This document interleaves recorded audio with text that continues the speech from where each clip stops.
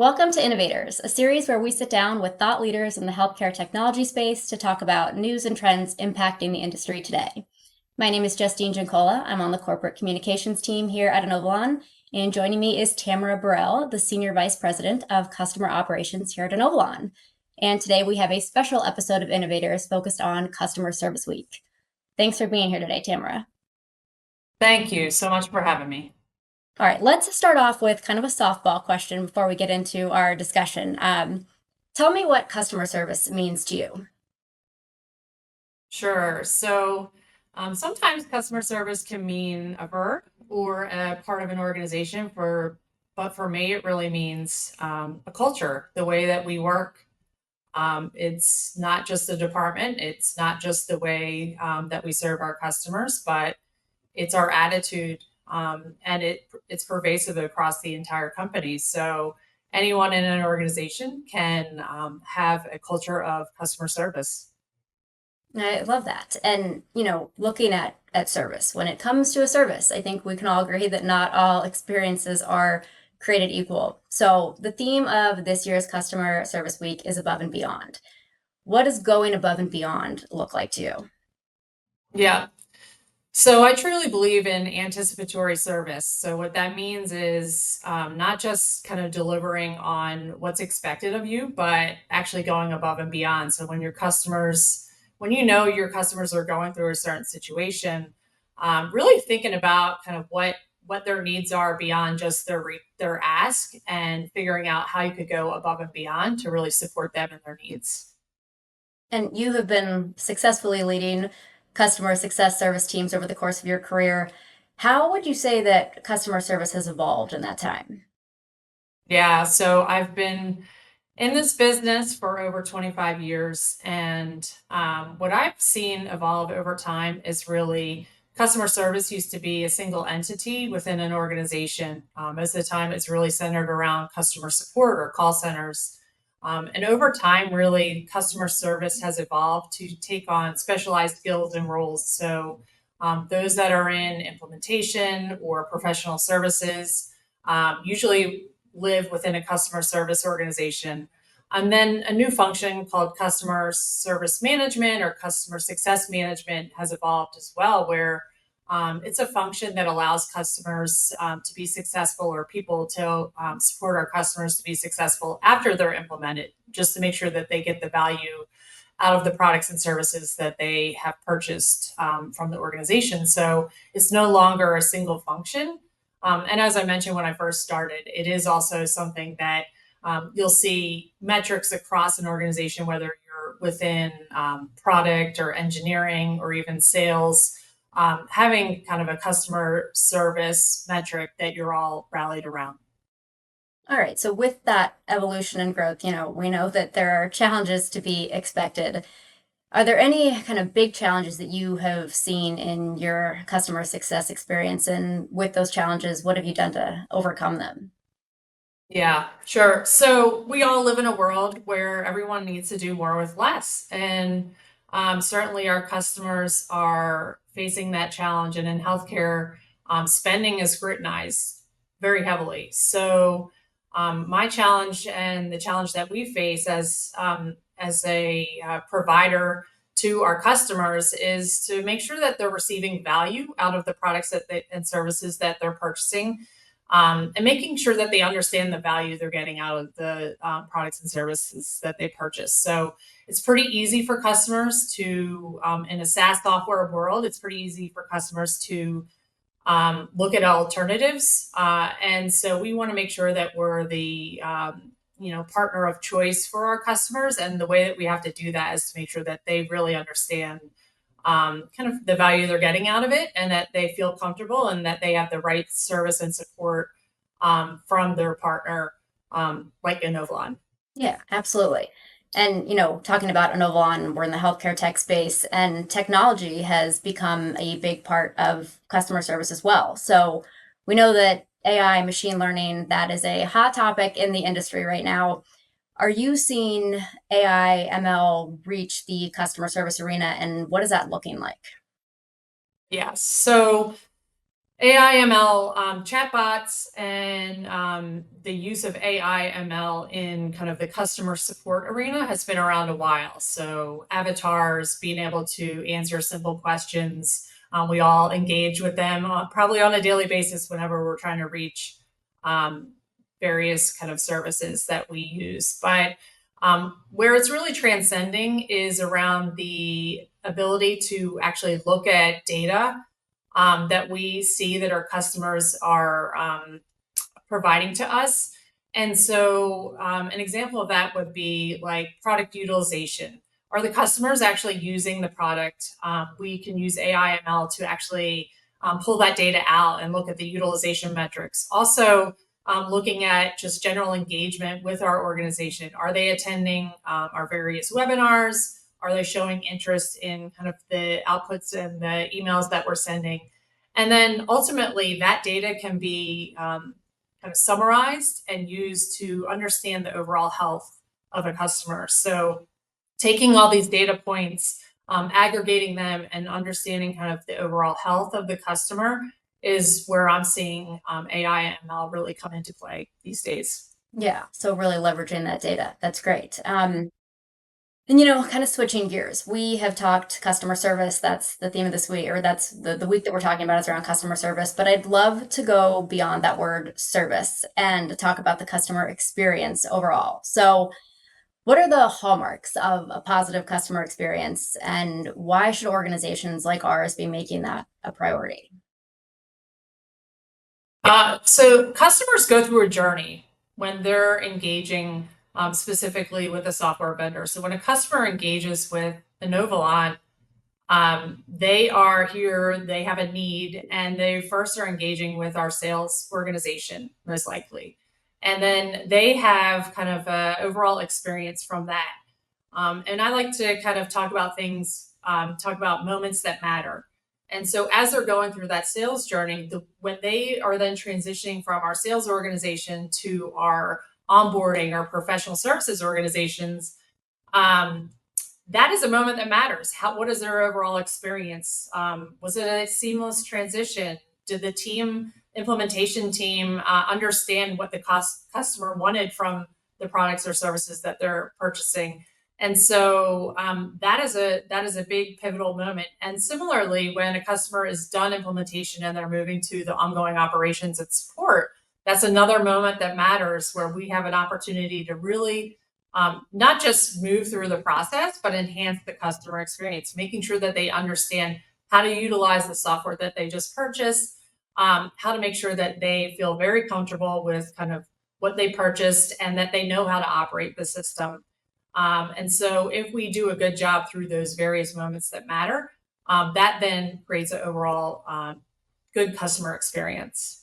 Yeah, so enabling them to really get the most out of every moment with Inovalon, and not Yeah. just the product itself.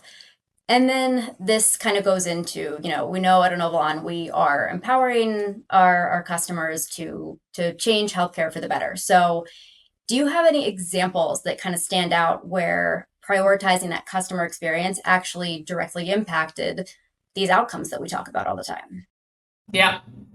Yeah, and this is really core to kind of why I work at Inovalon. So, not only working with our awesome customers and the providers, but also helping to support the patients that they serve. So, I received a call just last week from a woman who's one of our customers, and she needed our help in a very quick manner. So, she needed to essentially modify kind of who she was currently working with and needed an alternative. And we were there to help her, and we were able to engage and essentially help her stand up a whole kind of billing service in a matter of days. And she works with dentist offices, and they needed their payments and they needed their cash to stay in business. And so we were able to support her. And in the call, she mentioned something like, "Well, we're just a small organization, and I know you work with a lot of big companies." And I said, "It really doesn't matter. We're here to support all customers, all sizes." And really, I could hear in her voice how we really helped her, continue her business but also help her serve those dentist offices and ultimately the patients within those dentist offices. I love that story. That's awesome. Yeah.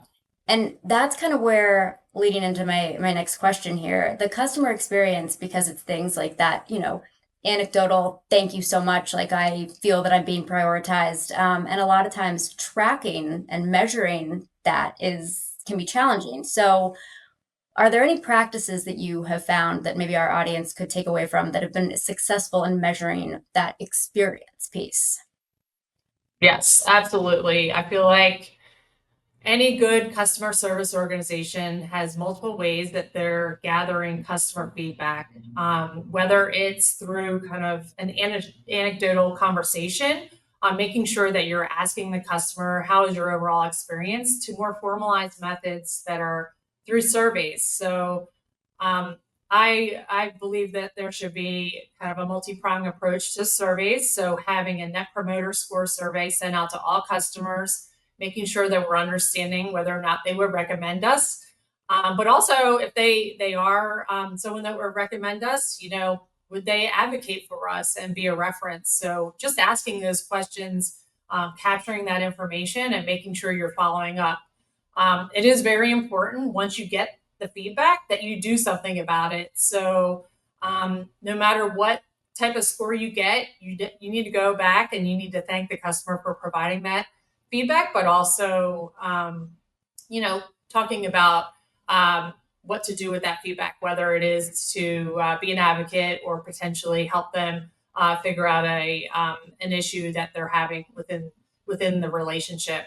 So beyond net promoter score, we also gauge customer satisfaction, whether it's coming out of our implementation process or if you're engaging with our support organization. Anytime you open up a support case with us, you'll receive a customer satisfaction survey. And so those kind of three survey touch points are where we gauge kind of overall customer satisfaction, and we look at it on a weekly basis just to make sure that we're measuring the right information, but also doing something about the information we're receiving from those surveys. And that also leads into my next question on surveys playing such a big role in measuring success. But I gotta say, a lot of times, I mean, even as just a customer in any space, people are sometimes only responding to a survey if they have had something happen that they want to complain about. So a lot of times it can feel a little, weighted maybe in the wrong direction for that reason. So having that understanding, how do you apply the feedback knowing that a lot of times people are only responding when they've got something to complain about? Yeah, well, we have to have a positive attitude and feel that, in customer success and customer operations, you have to ask the question and get the feedback. And yes, you could have the understanding that most customers will only provide the negative feedback, but believe it or not, a lot of customers do want to provide praise, and that's what we're aiming for. So you have to ask the question, and you have to do something about it. So acknowledging kind of the feedback that you receive, and then making sure that the customer feels heard. So if they do provide feedback, that you have an understanding and you take ownership about what you're going to do about that feedback. So I tend to be more on the optimistic side, that you just have to ask the question, and you're always aiming to have great feedback. And again, I mean, you'd think that we practice this, but you're just teeing me up perfectly here. The last area that I really want to talk about is the teams that are behind customer service and the positive survey results. I mean, that is so tied to the people making it happen. So going back to the theme of this year's customer service week, how are you as a leader inspiring your teams to go above and beyond to get those positive results and positive feedback? Yeah.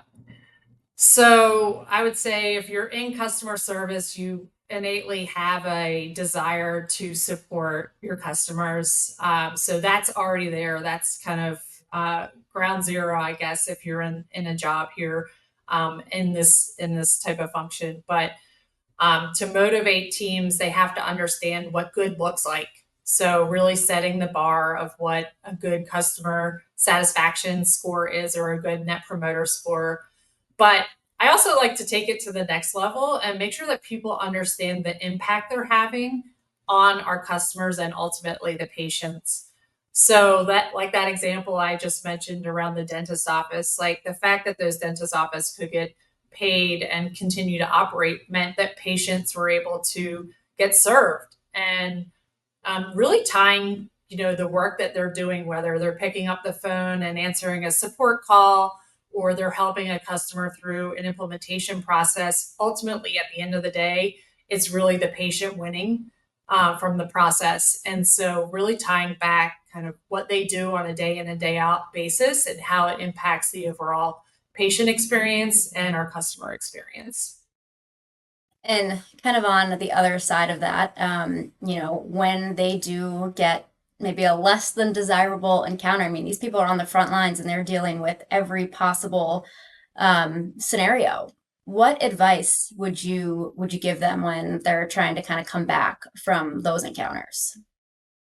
Yeah, I mean, it is also part of the job where you are on the front line and you do get the high fives and the low fives, through kind of your day in and day out. And I would say part of what you need to do is just make sure that people understand and assume positive intent. I don't think anyone truly kind of wants to be harsh or be frustrated with a certain person.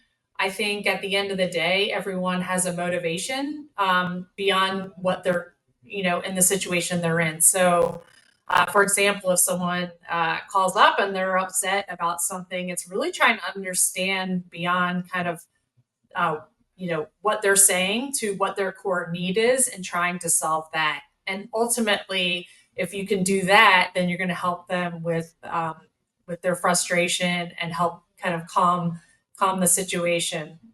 And so teaching people to understand that it's not a personal thing, but it's really trying to understand kind of the overall intent behind the question or potentially the frustration is where you can kind of really navigate those waters and ultimately create that positive experience, create that moment that matters. So you're helping whoever's on the other line solve a problem that ultimately helps them with their job, or the situation they're in.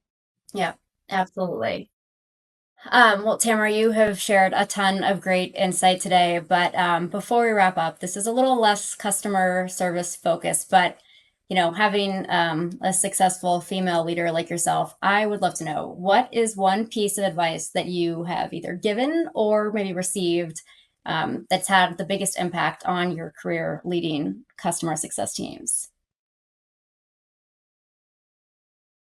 Yeah, I would just say the one piece of advice I would say is if follow your passions. So if you're in a customer service organization, you're here because you care about customers, but also you're the advocate for your organization to make sure that it is a customer centric organization. And you have to be a great role model. So the way that you interact with your customers, your peers, your colleagues really shines, and you are the example within the organization. And people see and watch what you do. And so I would just say that you have to watch that and follow your passion and make sure that people understand and can see that passion behind your overall way that you work and the way that you interact with your customers and colleagues. I think that that really has helped me along the way. People know that I care about them and care about the customers. And so if people can see that, they know that you have your best intent behind what you're doing day in and day out. I love that. And I think anyone who is listening today, whether you're customer service or any other role in corporate America or in general, that's advice that we can all certainly take. So Tamara, thank you so much for being here today. And thank you to everyone who tuned in. And thank you to all of the customer service roles who are watching today. Couldn't do it without you guys. So Be on the lookout for our next episode of INOvators. And Tamara, again, thank you so much. Thank you.